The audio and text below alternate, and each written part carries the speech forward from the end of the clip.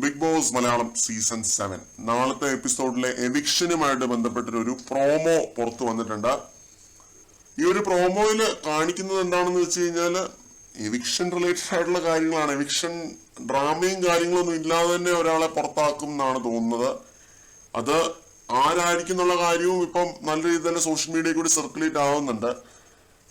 ആര്യനാണ് പുറത്താകുന്നതെന്നാണ് കേട്ടോ നമ്മൾ അറിയുന്നത്. എനിക്കറിയില്ല, കൃത്യമായിട്ട് അറിയില്ല. ആര്യനായിരിക്കാം, വേറെ ആരെങ്കിലും ആയിരിക്കാം. അക്ബറോ നെവിനോ ആര്യനോ, ഇവര് 3 പേരിൽ നിന്നും ആരെങ്കിലും 2 പേരായിരിക്കും പുറത്താവുന്നത്.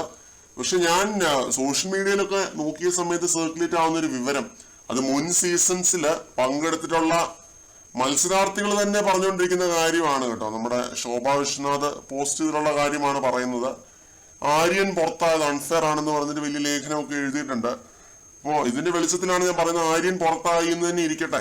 ആര്യൻ പുറത്തായി എന്ന് വെക്കാം. ആര്യന്റെ ഗെയിമിലെ പാളിച്ചകൾ എന്താണെന്ന് വെച്ച് കഴിഞ്ഞാല്, ആര്യൻ ഒന്നാമത് പറയുന്ന കാര്യങ്ങളും ചെയ്യുന്ന കാര്യങ്ങളും തമ്മിൽ ഒരു കണക്ഷൻ വന്നില്ല എന്നുള്ളതാണ്. ആര്യൻ ഭയങ്കര ഹ്യൂമാനിറ്റി എന്നൊക്കെ പറഞ്ഞ് ഓരോ കാര്യങ്ങൾ ചെയ്യും. പക്ഷെ ആര്യന്റെ പ്രവൃത്തിയിലൊന്നും ഈ ഹ്യൂമാനിറ്റി എന്ന് പറയുന്ന സംഭവം കണ്ടിട്ടില്ല. പിന്നെ റിവേഴ്സ് സൈക്കോളജി എന്ന് 100 തവണ ആര്യൻ അവിടെ പറഞ്ഞിട്ടുണ്ട്. പക്ഷെ ബിഗ് ബോസ് ഹൗസിനകത്ത് ആര്യൻ ഒരു രീതിയിലുള്ള റിവേഴ്സ് സൈക്കോളജി അപ്ലൈ ചെയ്തും ഗെയിം കളിച്ചിട്ടില്ല. അങ്ങനെ അപ്ലൈ ചെയ്ത് കളിക്കാൻ ആര്യനെ കൊണ്ട് പറ്റുമായിരുന്നു എന്നുണ്ടെങ്കിൽ ഒരുപക്ഷെ ഈ സീസണിൽ കുറെ ദിവസം കൂടി ആര്യന് നിൽക്കാൻ പറ്റിയേനെ. പക്ഷെ റിവേഴ്സ് സൈക്കോളജി ആപ്ലിക്കേഷൻ ഒക്കെ 0 ആണ്. അതേപോലെ ഈ ഹ്യൂമാനിറ്റി, മനുഷ്യത്വത്തിന്റെ കാര്യം 100 തവണ പറഞ്ഞുകൊണ്ട് നടന്നിട്ട് മാത്രം കാര്യമില്ല. അത് ഗെയിമിൽ കൊണ്ടുവരുന്നുണ്ടോ എന്ന് പ്രേക്ഷകർ നോക്കും. അപ്പൊ അത് നോക്കുന്ന സമയത്ത് അതിൽ പരാജയമായിരുന്നു. പിന്നെ പ്രേക്ഷകരുമായിട്ടൊരു കണക്ട് ഉണ്ടായില്ല. അത് കണക്ഷൻ ഉണ്ടാവാതിരിക്കാൻ ഒരുപാട് കാരണങ്ങളുണ്ട്. അത് ആര്യന്റെ ഒരു നെഗറ്റീവ് സ്വഭാവമുള്ള ഒരു ഗെയിം ഉണ്ടായിരുന്നു. പലപ്പോഴായിട്ട് ആര്യൻ നെഗറ്റീവ് രീതിയിലാണ് ഗെയിം കളിച്ചത്. അതൊക്കെ കൊണ്ടാണ് ആര്യന് നെഗറ്റീവ് വന്നതും ആര്യൻ പുറത്തേക്ക് പോകുന്നതും. ഇപ്പൊ ഒരു ഉദാഹരണം പറയാനാണെങ്കിൽ, ഈ കഴിഞ്ഞ ആഴ്ച തന്നെ അക്ബറിന്റെയും നെവിന്റെയും പക്ഷത്ത് തന്നെ ആയിരുന്നു ആര്യൻ. എന്നിട്ട് പിന്നെ ആഴ്ചയുടെ അവസാനം അനീഷിനൊപ്പം പോയിരുന്ന് ഇത്തിരി ഒരു പോസിറ്റീവ് ആവാൻ വേണ്ടിയുള്ള ശ്രമങ്ങളൊക്കെ നടത്തി. സ്വന്തം ഭാഗം ന്യായീകരിച്ച് സംസാരിച്ച് അങ്ങനെയൊക്കെ നടത്തി. ഇതിന് പിന്നെ വീണ്ടും പോയിട്ട് അനീഷിന്റെ ഒപ്പം തന്നെ ഫൈറ്റ് ചെയ്യുന്ന കാഴ്ചയാണ് കണ്ടത്. അനുമോൾ ഇവരുടെ അടുത്ത് ഫൈറ്റ് ചെയ്യുന്ന കാഴ്ചയാണ് കണ്ടത്. അപ്പോൾ ഇങ്ങനെ ഈ ഡബിൾ കളികളാണ് ആര്യൻ കളിച്ചുകൊണ്ടിരുന്നത്.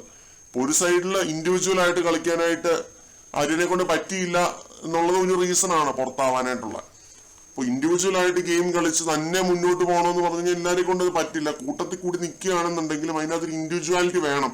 ഇപ്പൊ അനുമോള്, ആദിലനൂറ് ഇവര് ചെയ്യുന്ന മോശപ്പെട്ട പ്രവർത്തികൾ മാത്രം, ഇവര് ചെയ്യുന്ന മോശപ്പെട്ട ഗെയിം മാത്രം ചൂണ്ടിക്കാണിക്കുന്ന സമയത്ത് അക്ബറും നെവിനും കാണിക്കുന്ന കാര്യങ്ങൾ ആര്യൻ പറയാനായിട്ട് വിട്ടുപോയി. അപ്പൊ ഇങ്ങനെയുള്ള ഫേവററ്റിസം കാര്യങ്ങളൊക്കെ ഉണ്ട്.